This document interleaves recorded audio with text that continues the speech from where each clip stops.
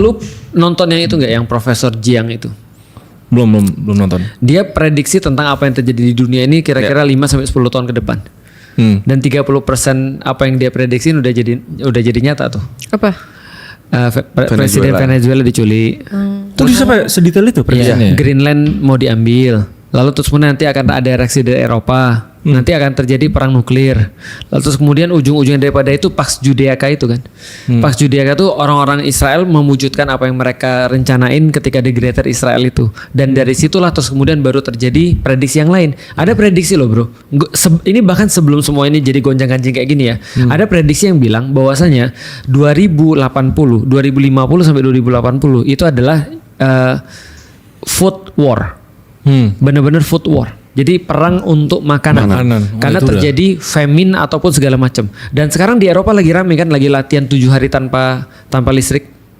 Terus siapa yang ngomong tadi? Yang mana? Profesor Jiang. Itu siapa? Itu ada profesor Cina yang lagi terkenal banget. Dia jadi bahas tentang predictive history. Dia Dia emang ngeliat sejarah terus prediksinya memprediksi. waktu tahun berapa? Bentar lagi katanya. Oh enggak, Enggak, dia bikin Prediksinya keluar prediksinya. kapan? Iya. Apa? Dia bikin Dia ngomongnya itu tahun berapa?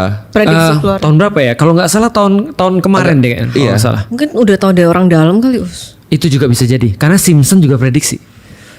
Kalau Simpson, ya aku tahu sih Simpson. Padahal lama kan. Cocok logi. Tapi aku Mungkin. kadang merasa tuh kayak ada beberapa tuh bisa jadi cocok logi gitu loh, Us. Nah, misalnya contoh ya, Simpson prediksi tentang misalnya Ratu Elizabeth mati itu misalnya. Itu bisa jadi dua yang terjadi. Satu cocok logi atau benar-benar yang buat itu admin dunia tuh. Jadi dia bisa aja bunuh orang kan.